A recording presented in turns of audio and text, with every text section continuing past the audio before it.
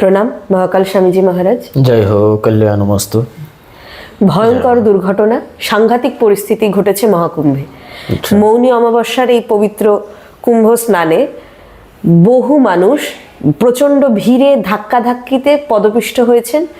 মৃত হয়েছেন অন্তত 10 জন, মৃতের সংখ্যা অন্তত 10 জন, এবং বহু মানুষ জখম হয়েছেন, আইসিইউতে ভর্তি। এবং যারা পুণ্যার্থী রয়েছেন, নিউজ চ্যানেলে দেখানো হচ্ছে, সকালেই আমরা দেখলাম যে তারা প্রচণ্ডভাবে আতঙ্কিত, জখম হয়েছেন। এবং তার সাথের যে লোকজন যারা এসছে, কাউকে তো খুঁজে পাওয়া যাচ্ছে না, প্রচণ্ড ভিড়ে সবাই ছিটকে গিয়েছেন। এবং প্রচণ্ড ভিড়ে যাদের কাছে জিনিস ছিল, যে যা ছিল সমস্ত তো ফেলে রেখে সবাই পালিয়েছে। তো ওই ভয়ানক পরিস্থিতি, যে ছবি আমরা দেখতে পাচ্ছি, সেটা দেখে তো মহারাজ আমরা ভয় পেয়ে যাচ্ছি। সরাসরি আপনারা দেখতে পাচ্ছেন প্রয়াগরাজে 1 মাস ব্যাপী মহাকুম্ভের সমাবেশ 26শে ফেব্রুয়ারি পর্যন্ত চলবে প্রয়াগরাজে এই মহাকুম্ভ। আর সেই মহাকুম্ভে মর্মান্তিক দুর্ঘটনা। গভীর রাতে মৌনী অমাবস্যা উপলক্ষে স্নান শুরুর আগেই দুর্ঘটনা ঘটে যায়। হুড়োহুড়িতে পদপিষ্ট হয়ে মৃত অন্তত 10 জন। अब जो पीड़िता है, आखिर उसका क्या कुछ कहना है, सुनवाते हैं आपको। ये भीड़ में हम फंस गए, लोग धक्का मारने लगे, हम नीचे गिर गए, बहुत लोग नीचे गिर गए, बहुत सारा भीड़ कंट्रोल नहीं हुआ। ऐसा हम एक बन एक ऐसा गिरते रही, इतना ही। তো এগুলো কেন হচ্ছে মহারাজ, এর কারণটা কি? ব্রহ্মবৈবর্ত পুরাণ পড়া আছে? আচ্ছা, ব্রহ্মবৈবর্ত পুরাণে শ্রীকৃষ্ণ জন্মখণ্ড, ভগবান শ্রীকৃষ্ণ এবং রাধারানীর সম্পর্কে বিশেষ বর্ণনা রয়েছে ব্রহ্মবৈবর্ত পুরাণ। তো এই ব্রহ্মবৈবর্ত পুরাণে শ্রীকৃষ্ণ সম্মুখে বলেছেন। কেন বলছি? ভগবান শ্রীকৃষ্ণ দাপর যুগের লীলা শেষ করে যখন চলে যাচ্ছেন চিন্ময় ধাম, গোলক ধামে, ঠিক আছে, এগুলো একটি সূক্ষ্ম পর্যায়ে ঘটছে। ইয়া একটি মনুষ্য লোকের অতীন্দ্রিয় মাধ্যম যেটা ঘটছে। আমরা সবাই জানি শ্রীকৃষ্ণ মারা গিয়েছিলেন কিভাবে, দেহ ত্যাগ করেছিলেন কিভাবে, কিন্তু কৃষ্ণ আবার যখন গোলকধামে স্বেচ্ছাতে ফিরে যাচ্ছেন, সে কাহিনীটা কেমন, সেটা মানুষের লোকগোচরের বাইরের জিনিস। তো যখন মোট কথা গোলকধামে তিনি রওনা দিচ্ছেন, তখন দেব দেবতা আদি সবাই সেখানে উপস্থিত হয়েছে। এবং সঙ্গে সঙ্গে যত পৃথিবীর এই যে নদী প্রবাহিত যে তীর্থ, যাকে নদী বলা হয়, যেমন গঙ্গা, যমুনা, সরস্বতী, গোদাবরী, কাবেরী, পদ্মাবতী, সিন্ধু, এই যে পবিত্র নদী, সবাই সেখানে উপস্থিত হয়েছে। এবং বিশেষ রূপে গঙ্গা, তিনি ক্রন্দনরত, প্রচণ্ড কান্নাকাটি করছেন। তার গোবিন্দ চলে যাচ্ছে, তার পরম পুরুষ চলে যাচ্ছে। এখন সে তো জগতে ছিল, তাই সে রয়েছে। কারণ গঙ্গা কখনো ভগবান শ্রীকৃষ্ণ তথা নারায়ণের চরণ ভিন্ন থাকতে পারে না, ঠিক আছে। তা কৃষ্ণ চলে যাচ্ছেন, তাই ব্যাকুল প্রাণে আকুল হয়ে ব্যাকুল হয়ে কান্নাকাটি করছেন গঙ্গা দেবী। প্রভু, তুমি তো চলে যাচ্ছ, আমি কি নিয়ে থাকবো? গঙ্গা নিজেই বলেছিলেন, প্রশ্নটি এরকমই ছিল যে আমাদের কি অবস্থা হবে পৃথিবীতে, আমাদিগকের, অর্থাৎ প্রত্যেক নদী তীর্থের। তখন কৃষ্ণ বলেছিলেন যে তুমি, বিশেষ করে গঙ্গা উদ্দেশ্যে বলেছিলেন যে আমি চলে যাচ্ছি, অসুবিধা নেই, কিন্তু তুমি এই পৃথিবীতে 5000 বছর থাকো, 500 বৎসর এই পৃথিবীতে থাকো, মানে তুমি থাকবে। তারপরে এই কলি যুগের যে মানুষ, তারা তোমার কাছে এসে স্নাত হয়ে সমস্ত পাপ ধুয়ে দেবে। আর সেই সমস্ত পাপ ও রাশি, তোমার ভয়ের কোনো কারণ নেই, তুমি অপবিত্র হবে না, তুমি দূষিত হবে না। কারণ কি বলছে? আমার যারা মন্ত্রোপাসকগণ রয়েছে পৃথিবীতে, অর্থাৎ আমার ভক্ত, পরমেশ্বরের উৎকৃষ্ট উত্তম ভক্ত, ঠিক আছে, সেই ভক্তদের স্পর্শে, সেই মন্ত্রশক্তির বলে, তাদের কারণে তাদের সব পাপ ধুয়ে যাবে, পাপ নষ্ট হয়ে যাবে। তার মানে বোঝাচ্ছে যে গঙ্গা দেবী পবিত্র থাকলেও তাকে কলিযুগের মানুষ অপবিত্র করবে, কিন্তু ওই যে ভক্তগণ রয়েছে তাদের কারণে আর স্পর্শ করতে পারবে না। ওই যে সাধারণ কলিহত ব্যক্তি তারা উদ্ধার হয়ে যাবে।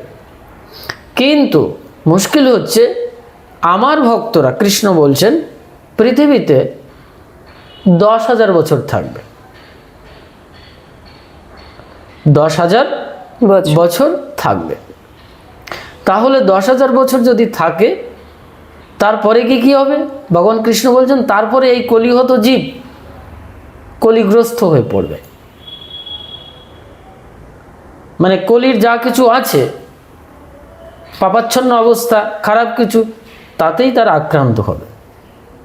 এবং ওই ভক্ত উপাসকগণ ওনারা চলে যাবেন সেই নিত্যলোকে। গঙ্গা থাকছে তাহলে কত বছর? 5,000 বছর। আর ভক্তরা থাকছে কৃষ্ণের 10,000 বছর। কলিযুগের বয়স যদি এখন আপেক্ষিকভাবে আমরা যেটা গণনা করে পাই, অধিকাংশ মানুষ যেটা বলেন, অনেক দার্শনিকরা আছেন তারা বলছেন কলিযুগ শেষ হয়ে গেছে, সত্যযুগ শুরু হয়ে গেছে, নানান কিছু বলছেন। কিন্তু আমি ব্রহ্মবৈবর্ত পুরাণের সিদ্ধান্তের কথা বলছি, আমরা অন্যান্য পুরাণের কথাও জানি, কিন্তু সেটা আজকে আলোচ্য বিষয় নয়। তো কলিযুগের বয়স এখন 4,500 কি 5,000 বছর ধরো। তার মানে গঙ্গা কিন্তু শেষ, মানে গঙ্গা কিন্তু প্রত্যাবর্তন করেছেন গোবিন্দের কাছে। তার মানে গঙ্গা এখন নেই। তাহলে এখন ভক্তরা রয়েছে কৃষ্ণের, ওই ভক্তদের পদস্পর্শ করবে যারা, পদধূলি যারা গ্রহণ করবে, ভক্ত সঙ্গ করবে, অর্থাৎ উৎকৃষ্ট সাধু সঙ্গ যারা করবে, তারাই পবিত্র হবে। এটা আর 5,000 বছর হাতে আছে সময়। এইটাই হচ্ছে পবিত্র পুণ্য স্নান, সাধু সঙ্গ। এই জন্যে শাস্ত্রে অনেক জায়গায় উঠে এসেছে সাধু সঙ্গ। এখন ব্যাপারটা হচ্ছে এই যে দুর্ঘটনা ঘটছে, ভয়ানক পরিস্থিতি হচ্ছে, সরস্বতী ওখানে তো নেই, ত্রিবেণীতে মহাকুম্ভে। গঙ্গা বলছে 5,000 বছর জগতে থাকবে। তার মানে 5,000 বছর যদি কমপ্লিট হয়ে যায়, আমরা যদি ভৌগোলিক সৌর গণনা অনুসারে দেখি, তাহলে কিন্তু 5,000 বছর প্রায় শেষ। তার মানে গঙ্গা দেবী কিন্তু নেই। একমাত্র ভক্তগণ, উৎকৃষ্ট সাধু সন্ত রয়েছেন। তারা কারা? তাদের সঙ্গ কি করতে পারছে মানুষ? তা যদি করতে পারে, সেখানে তো ভগবান শ্রীকৃষ্ণ বলছেন তারা পূত হবে, পবিত্র হবে, তারা পুণ্য স্নাতক হয়ে তাদের পদস্পর্শে তারা মুক্তি লাভ করবে, তাদের পাপ সমস্ত ধুয়ে যাবে। কোথায়? কিন্তু আমরা দেখছি 200 থেকে 700 টেন্ট জ্বলে গেল। আমরা দেখছি মৌনী অমাবস্যা একটি পবিত্র তিথি, স্নানের পূর্বেই, স্নান শুরু হয়ে পারেনি, তিথিক্ষণ এসে পারি না, 2-2:30 পরের ঘটনা। স্নানের পূর্বেই স্নান শুরু হয়ে যাচ্ছে, পদপৃষ্ঠ হয়ে মানুষ মারা যাচ্ছে। 10টা মানুষের প্রাণ নেই। মানুষ ভাবছে কি কোটি কোটি মানুষের ভেতর থেকে 10 জন মারা গেল, এটা তো কি এমন ক্ষতি হবে? অন্তত মানে কমপক্ষে অ্যাটলিস্ট, কিন্তু বেশি সংখ্যাটা জানা যাচ্ছে না, জানা যাবেও না। যে দেশে, এখানে একটু বাজে কথা না বললেই নয়, যে দেশে শাসক ব্যবস্থা ঠিক না থাকে, সেখানে প্রজা পীড়ন শুরু হয়ে যায়। আমরা অনেক জায়গায় প্রমাণ কিন্তু পাচ্ছি, দেখতে পাচ্ছি। সেই জিনিসগুলো কিন্তু এখন পরপর ঘটেই চলেছে। এমন একটি মহাপবিত্র ধর্মানুষ্ঠান, ধর্ম মেলা, সেখানে কেন এই জিনিস ঘটছে?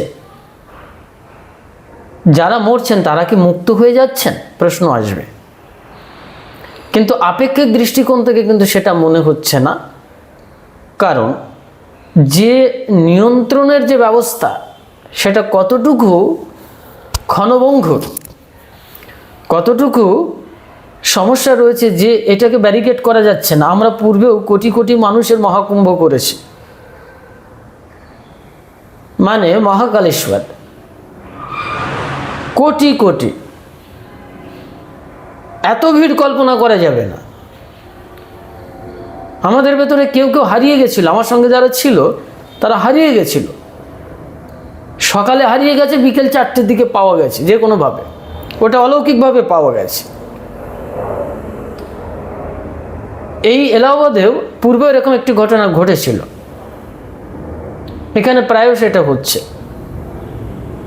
এখানে যে 40 কোটি মানুষ জড়ো হবে, আজকে মনে করো 5 কোটি মানুষ জড়ো হয়েছে, 2 কোটি মানুষ জড়ো হয়েছে, প্রত্যেক মানুষ এতটা ভক্ত ব্যাকুল প্রাণে গেছেন, সঙ্গে কিন্তু একটি জিনিস নিতে ভুল করেন।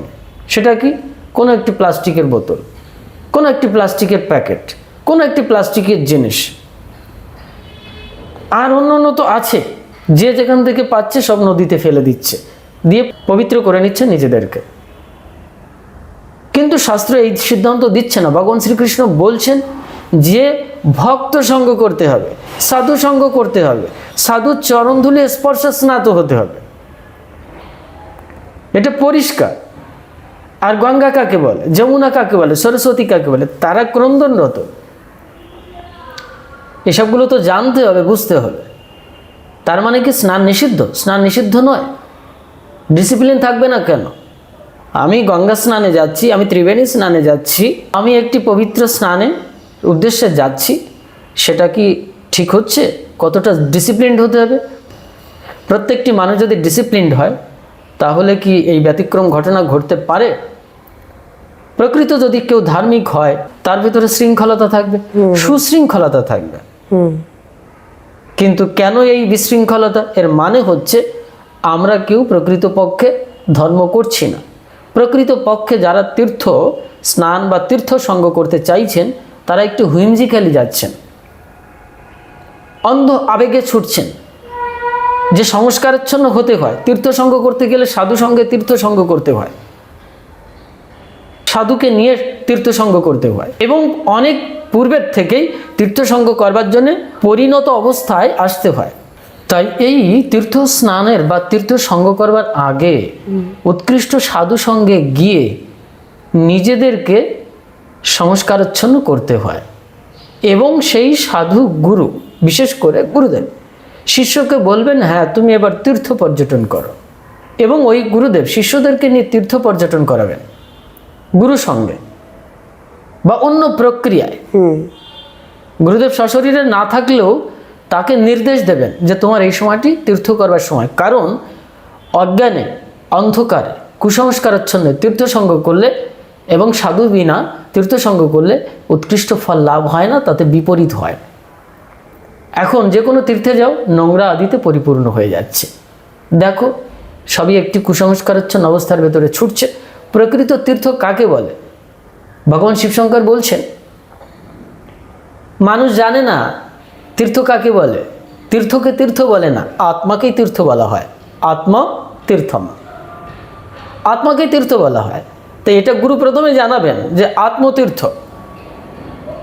স্বামী নিগমানন্দ পরমহংসদেবকে তাই বলেছিলেন। বলছে তুমি কোথাও এই জগৎ ব্রহ্মাণ্ডে যত তীর্থ আদি দেখেছো, এসবগুলোকে অন্য কোথাও দেখেছো? তখন বলছে হ্যাঁ দেখেছি। কোথায়? বলে সমাধিতে। বলছে যাও, তোমাকে পরমাংশ করা হবে। তাহলে কোথায় তীর্থ দর্শন হবে? শরীরের ভেতর। ভগবান শ্রীকৃষ্ণ নিজে বলছেন, ভগবান শ্রীকৃষ্ণ নিজে বলেছেন ব্রহ্মবৈবর্ত পুরাণে, বলছে আমার ভক্তদের শরীরে সমস্ত তীর্থ থাকে, গঙ্গা, যমুনা, সরস্বতী যা কিছু আছে, যা ফল পাবে তা আমার ভক্তের শরীরে আছে। এটার মানে কি? দেহেস্থ সর্বতীর্থানি, তন্ত্রশাস্ত্রে বলছে ভগবান শিবশঙ্কর, দেহেস্থ সর্বতীর্থানি, এই দেহে সর্বতীর্থ রয়েছে। এই তীর্থ জ্ঞান করাবেন একজন উৎকৃষ্ট সাধু গুরুদেব, সদ্গুরু। এইটা জানার পরে এইবার তখন প্র্যাকটিক্যাল ব্যবহারিক জগতের যে তীর্থ বলবে এবার তুমি এটা দর্শন করো, তখন আসবে এই প্রতীক তীর্থ এবং আভ্যন্তরীণ যে ইন্টারনাল তীর্থ, তার সাথে একটি অদ্ভুত সম্মিলন ঘটবে। পূর্ণ জ্ঞান, একটি ব্যবহারিক বাহ্যিক জ্ঞান, আর একটি অন্তরালে যে অন্তর্নিহিত জ্ঞান, সেটাকে জানতে হবে। এই তীর্থ সঙ্গ করলেও যে কিছু হবে না তা নয়। প্রত্যেকটি তীর্থক্ষেত্রের একটি অ্যাটমিক পাওয়ার রয়েছে। সেই পরম পুরুষ মহাপুরুষদের যে সমস্ত স্পর্শ, সেখানে একটি অ্যাটমিক শক্তি রূপে, ম্যাগনেটিক ফোর্স রূপে সেটা রয়েছে।